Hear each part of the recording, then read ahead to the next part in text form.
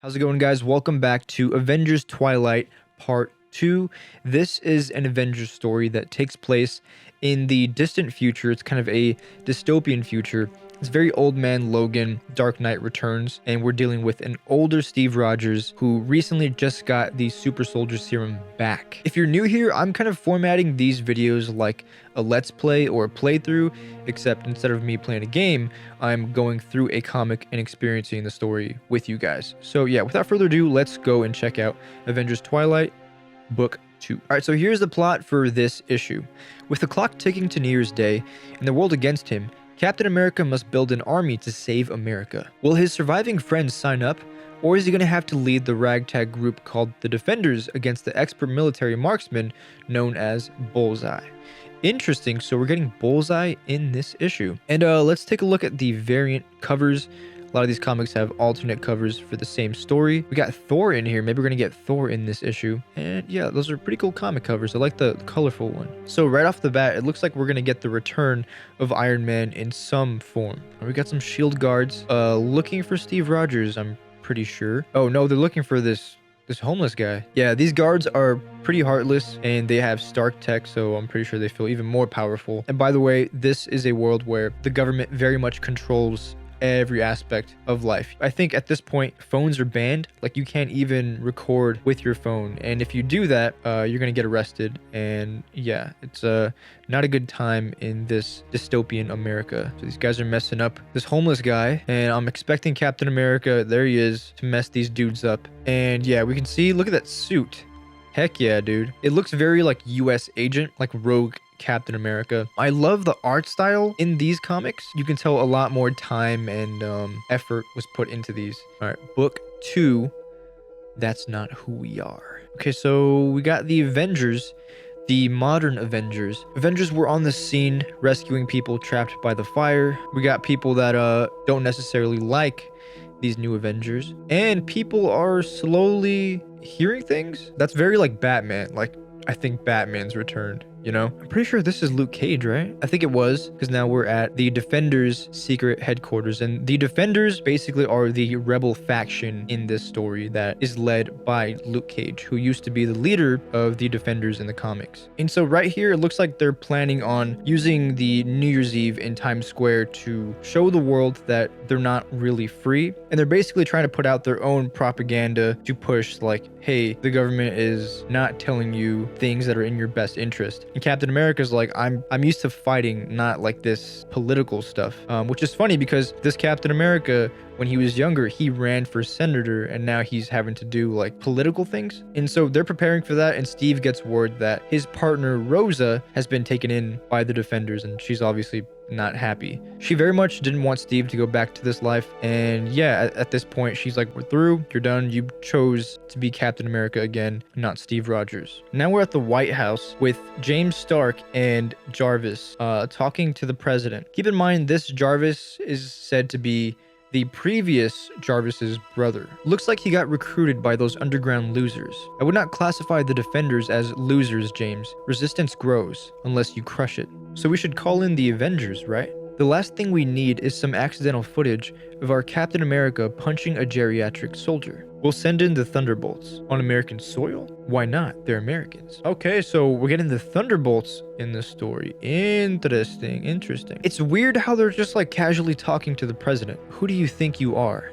I'm the president, and frankly, you're just some CEO. I'm the CEO. Oh, okay, so Jarvis is the CEO of Stark Industries? Oh, he's the CEO of America, and you're just the mascot. What? That would mean that this version of Tony Stark, this version of James Stark, sorry, he's evil, right? Like, he's in cahoots with controlling the US government. I know he was kind of a douche in the last issue, but right here, he very much seems like he's an accomplice to like being villains. Now we're at some military base, and these guys are kind of getting briefed on the mission to take down Captain America. Imagine getting those orders. We got to take down the Star-Spangled Man with a plan. And then we cut to Bullseye. I'm not sure which one of these is Bullseye. I assume it's the one that's sniping right there. All right, right here, Steve is trying to recruit Kamala Khan, Ms. Marvel, and obviously she's much older. She has kids at this point, and she seems like she doesn't really want to join Steve's fight. She wants to protect her family. And I can imagine it's very traumatic for her because Again, a lot of the heroes in this universe died on H-Day.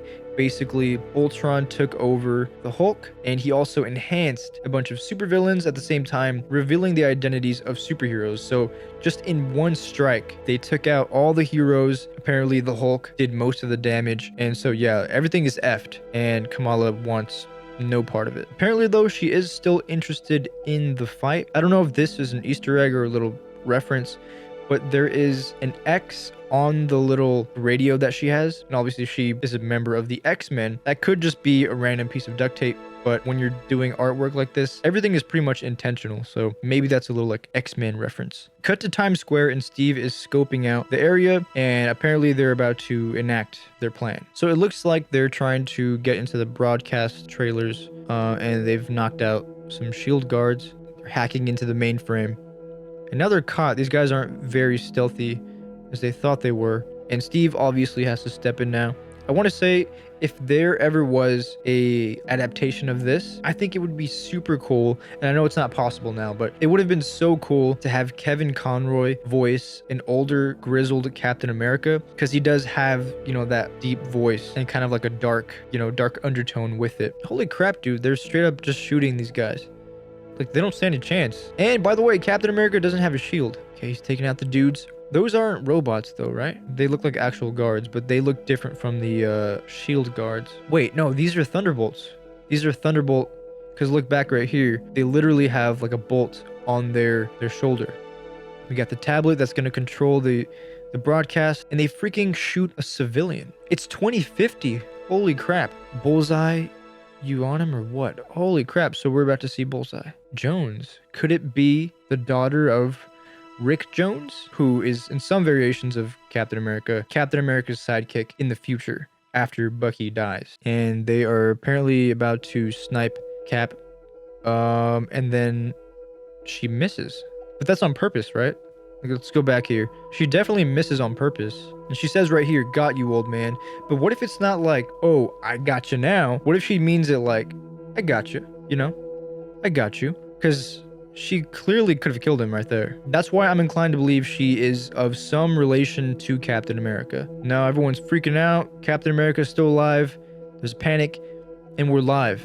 Dude, look at this shot right here. Holy crap, that is so cool. Literally, again, a man out of time. You kind of have the future in the background, but he's still trying to, you know, cling on to being that good old Captain America. What a cool shot. Awesome artwork. My name is Steve Rogers. You know who I am, and you know what I stand for. Your government has stolen away your freedom. The Watcher Act isn't there to protect you. It isn't there to protect your privacy. It's there to protect them. To make it so you never see what they're doing. It's so light never shines on their crimes. So you never see the helpless people who suffer in order for you to thrive. That's not who we are. See that line right there? I can definitely see Kevin Conroy saying that in like a Batman voice, you know? That's not who we are. We're Americans. We look out for people. We don't turn our backs. And now that you know, and these guys are like, "We gotta get him down, we gotta get him. What do we do?" Together we can fight back. And now the defenders are taking him away because they're about to get got. These dudes are ruthless. They're kind of just like, all right, let's kill him in this big crowd. And now we're on a futuristic motorcycle chase. Holy crap, this guy just got headshot.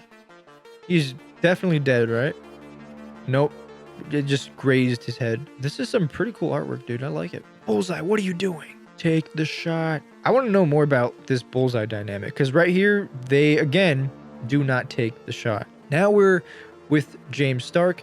He's tinkering with some Iron Man tech. It's interesting that he doesn't want to be Iron Man, but he's still inclined. He's still drawn to tinkering with this tech. And now we got Jarvis on a Star Wars hologram. Excellent news, son. But I don't want these suits for the army. I want them for you. I'm not my dad. I don't want to wear these effing murder machines. Steve Rogers is a dog with a bone, and the only thing that will cause him to misstep is knowing his friend's son is inside that machine. So he's using James as bait, basically, and also a way to make Steve Rogers hesitate should they ever battle. Iron Man is your destiny, James. Interesting. So he's kind of being forced into being Iron Man. What is Jarvis's deal though? Like, I don't understand how he could be Jarvis's little brother and pretty much be evil and want to control the government. Dude, okay, so I kind of read ahead a little bit, but this next part is pretty crazy. It's a very crazy reveal. So we have Jarvis in some weird Star Wars like evil villain lair, and he's talking to someone. At the same time, we're getting some flashbacks to the H-Day rubble, and it seems like he's talking to what appears to be Ultron. He says, "And so you lost. I watched you lose and thought to myself, how does a robot not have patience?" So this guy, Jarvis, he is actually the Red Skull, which explains why there's a new documentary coming out in this universe that is spinning the Red Skull as being a hero rather than a villain. He was posing as a SHIELD agent to go and find Ultron's body in the rubble. How insane is this reveal that he's the Red Skull and also Ultron's alive and also they're working together? So now that we know Jarvis is actually the Red Skull, that means James Stark has been raised by the Red Skull to do his bidding, basically. Which leads me to believe that inevitably when James figures this out, he's going to join Steve Rogers. I hope that's what happens. I hope he doesn't end up staying a douche.